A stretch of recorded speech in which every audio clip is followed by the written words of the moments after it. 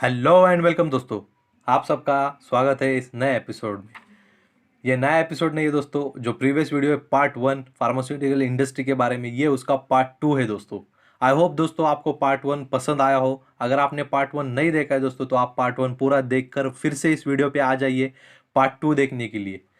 तो पार्ट 2 बनाने की ज़रूरत इसलिए है दोस्तों, क्योंकि पार्ट 1 के अंदर आपको मैंने एक ब्रीफ आइडिया दे दिया और वीडियो बहुत लंबी होती है अगर मैं दोनों वीडियोस को कंबाइन करके बनाता दोस्तों। तो आप पहले पार्ट 1 देख लीजिए, फिर आप पार्ट 2 देखने के लिए आ जाइए।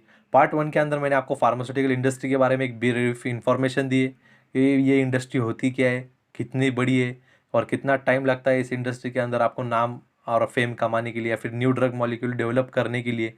तो पार्ट 2 के अंदर दोस्तों अब हम क्या देखने वाले हैं दोस्तों, पार्ट 2 के अंदर हम ये देखने वाले हैं कि पार्ट 1 के अंदर मैंने आपको फार्मास्यूटिकल इंडस्ट्री के बारे में एक्सप्लेन किया, लेकिन आपको फार्मास्यूटिकल कंपनीज के नेम आपको मैं बताना वाला हूँ। और कंपनी जो इतनी बड़ी जो इंडस्ट्री, इतनी बड़ी जो इकोनॉमी है दोस्तों, वो क्यों है, यानी कि कौन सी इंडस्ट्री कैसे बड़ी हम कैसे पता करते हैं दोस्तों, या फिर कौन सी कंपनी कितनी ज़्यादा बड़ी है। तो हम इसको साइज से तो मेजर नहीं करते दोस्तों, इसका 10x10 का ऑफिस है, इसका 100x100 का ऑफिस है, नहीं दोस्तों। इसको मेजर करने के लिए हमारे पास एक पैरामीटर होता है दोस्तों, वो होता है कौन सी कंपनी कितनी बड़ी है। इसको हम चेक करते हैं मार्केट कैपिटलाइजेशन के हिसाब से दोस्तों। तो वीडियो को शुरू करने से पहले दोस्तों, अगर आप इस चैनल पर नए हो तो चैनल को सब्सक्राइब कीजिए, लाइक कीजिए और कमेंट्स में बताइए और मुझे मोटिवेट कीजिए दोस्तों, ताकि मैं और भी नॉलेजेबल वीडियोस आपके लिए लेकर आऊँ। तो वीडियो शुरू करते हैं बिना किसी देरी के। तो कोई भी कंपनी कितनी बड़ी है ये हम कैसे पता करते हैं दोस्तों, मार्केट कैपिटलाइजेशन से। तो मार्केट कैपिटलाइजेशन होता है क्या, मैं ये वीडियो आपको इस वीडियो के आगे के पार्ट में बताता हूँ दोस्तों, यानी कि इसी वीडियो में बताता हूँ लेकिन कुछ वक्त बाद। तो सबसे बड़ी कंपनीज दोस्तों मार्केट कैपिटलाइजेशन के हिसाब से, यानी कि फार्मास्यूटिकल कंपनीज जो बहुत फेमस है जो हमारे वर्ल्ड में, आपने इनमें से कईयों का नाम सुना है, बचपन से आपने इनकी कईयों की कहीं ना कहीं एडवर्टाइज ज़रूर देखी है दोस्तों। लेकिन मैं आपको एक फॉर्मली आपको बता दूं कि कौन सी इंडस्ट्री है और वो कितनी बड़ी है दोस्तों।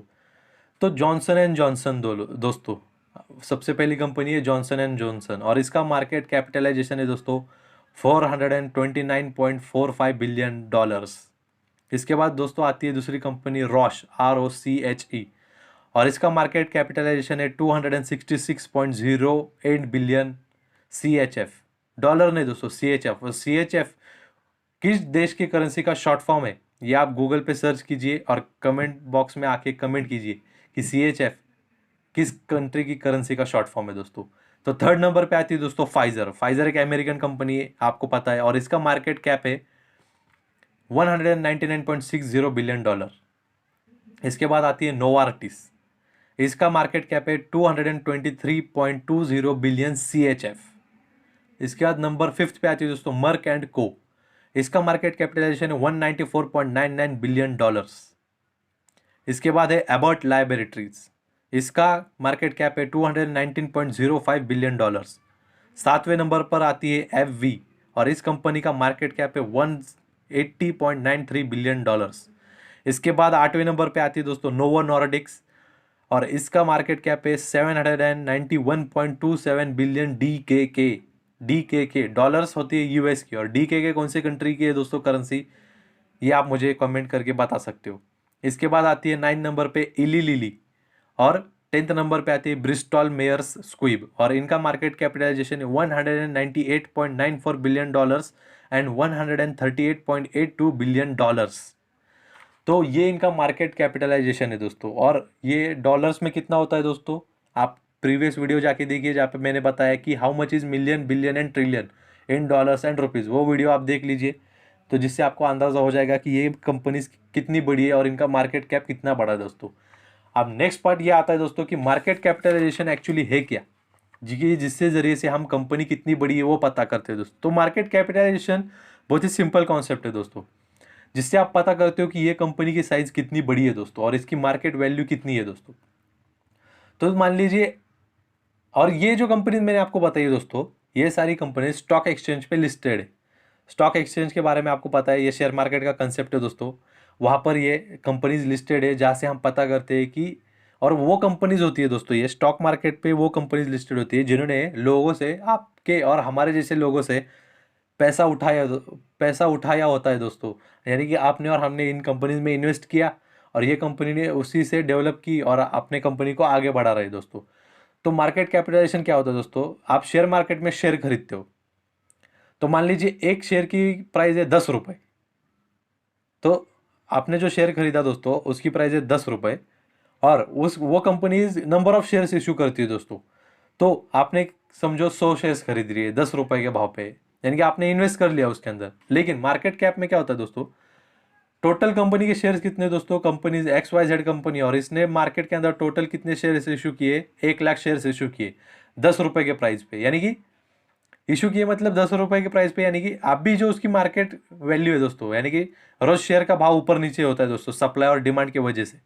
तो अब भी अगर XYZ कंपनी का शेयर मेरे पास है और उस शेयर की प्राइस है 10 रुपये, और मेरे पास उस कंपनी का एक शेयर है, और टोटल शेयर्स कितने कंपनी के, जो सारे लोगों के पास है 1 लाख शेयर्स, तो अब भी की मार्केट प्राइस और मार्केट कैप भी, शेयर प्राइस जैसे ऊपर नीचे होगा मार्केट कैपिटलाइजेशन भी ऊपर नीचे होगा दोस्तों।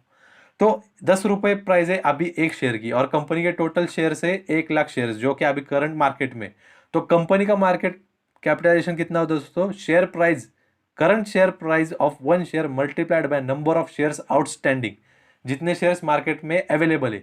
तो 10 रुपये को आप 1 लाख से मल्टीप्लाई कीजिए, इसका आंसर होता है 10 लाख, यानी कि उस कंपनी की मार्केट कैपिटलाइजेशन हो गई 10 लाख दोस्तों। तो ये होता है मार्केट कैपिटलाइजेशन का कंसेप्ट।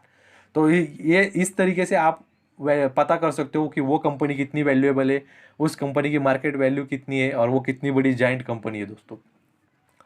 तो नेक्स्ट पार्ट है दोस्तों इस वीडियो का, pharmaceutical companies in India and their market cap. तो जितनी भी 10 कंपनीज मैंने आपको एग्जांपल में बताई दोस्तों, उसमें से एक भी कंपनी इंडियन नहीं है दोस्तों, वो सारे अमेरिकन कंपनीज और यूरोपियन कंपनीज थे दोस्तों। तो आपको मैं इंडियन फार्मास्यूटिकल इंडस्ट्री के बारे में भी नॉलेज देना चाहता हूँ, आपको इंडियन फार्मास्यूटिकल कंपनी के बारे में भी आपको अवेयर करना चाहता हूँ दोस्तों। तो हमारे इंडिया के अंदर दोस्तों करेंसी चलती है इंडियन रुपीज़, तो हमारा मार्केट कैपिटलाइजेशन भी इंडियन रुपीज़ के साथ होगा दोस्तों। तो आप कंफ्यूज मत कीजिए कि प्रीवियस कंपनीज जो मैंने आपको बताई उनका मार्केट कैपिटलाइजेशन और उनकी वैल्यूज थी डॉलर में और CHF या DK के करेंसी में, लेकिन हमारे इंडियन कंपनीज का, हमारे इंडियन इंडस्ट्रीज का मार्केट कैपिटलाइजेशन होगा दोस्तों इंडियन रुपीज़ में, INR में। तो हमारे इंडिया के अंदर 10 मोस्ट पॉपुलर फार्मास्यूटिकल कंपनीज है दोस्तों, जिनका मार्केट कैपिटलाइजेशन भी बहुत ह्यूज है दोस्तों। तो उनमें से पहली कंपनी दोस्तों सन फार्मा, और ये इंडिया की सबसे बड़ी फार्मास्यूटिकल कंपनी दोस्तों। आप में से कई लोगों ने इसके अंदर इन्वेस्ट जरूर किया होगा दोस्तों। तो हमारी सन फार्मा कंपनी का मार्केट कैप है दोस्तों 1.41 ट्रिलियन इंडियन रुपीज। इसके बाद आती है दोस्तों डीवीस लैब, और इसका मार्केट कैप है 895.21 बिलियन रुपीज, रुपीज में सर दोस्तों ये। इसके बाद है डॉक्टर रेड्डीज, जिनका मार्केट कैप है 762.37 बिलियन। इसके बाद है सिप्ला, सिप्ला का नाम आपने जरूर सुना होगा दोस्तों, इसका मार्केट कैप है 666.09 बिलियन रुपीज। इसके बाद है औरोबिंदो फार्मा, इसका मार्केट कैप है 530.77 बिलियन रुपीज।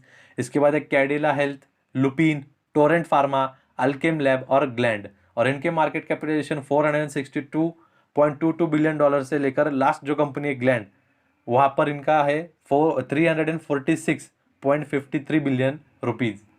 तो इंडियन सोसाइटी के अंदर भी दोस्तों फार्मास्यूटिकल इंडस्ट्री बहुत ग्रो हो रही है दोस्तों, इसके अंदर बहुत अच्छी करियर अपॉर्चुनिटी है। मैं उस डेप्थ में नहीं जाऊंगा, लेकिन मैं आपको पार्ट 1 और पार्ट 2 के अंदर आई होप मैं आपको ये समझा चुका होगा कि फार्मास्यूटिकल इंडस्ट्री कितनी बड़ी है और इसकी क्या इकोनॉमी है दोस्तों, और हमारे इंडियन के अंदर कौन सी फार्मास्यूटिकल कंपनीज है और उनका भी मार्केट कैप इंडियन रुपीज़ में कितना ह्यूज है दोस्तों। ह्यूज पोटेंशियल है इस इंडस्ट्री के अंदर, और भी मार्केट कैप इंक्रीज हो सकता है जब कंपनी की शेयर प्राइस इंक्रीज होगी, और कंपनी की शेयर प्राइस तब इंक्रीज होती है दोस्तों जब कंपनी की परफॉर्मेंस, जब कंपनी का प्रोडक्शन इंक्रीज होता है दोस्तों, और जब कंपनी का प्रोडक्शन इंक्रीज होकर वो मार्केट में कंज्यूम होता है, तो तब जाके कंपनी की शेयर प्राइस इंक्रीज होती है और इसके साथ उसका मार्केट कैप इंक्रीज होता है दोस्तों। और जब देश के अंदर जितनी भी कंपनीज है दोस्तों, हमारे एग्जांपल इंडिया को हमें ग्रो करना है, तो देश के अंदर हमें जितनी भी कंपनीज है दोस्तों इंडिया के अंदर, जब इन सबका मार्केट कैप इंक्रीज होता है दोस्तों, तो उसी के साथ हमारी कंपनी इंडिया के अंदर डेवलपमेंट भी होती है दोस्तों, और साथ ही साथ हमारी कंपनी, हमारे इंडिया, हमारे नेशन की GDP, ग्रॉस डोमेस्टिक प्रोडक्ट, ये भी इंक्रीज होता है दोस्तों। तो आई होप दोस्तों पार्ट 1 और पार्ट 2 आपको अच्छा लगा हो, तो आप प्लीज़ मेरे चैनल को सपोर्ट कीजिए, and stay fit and stay healthy.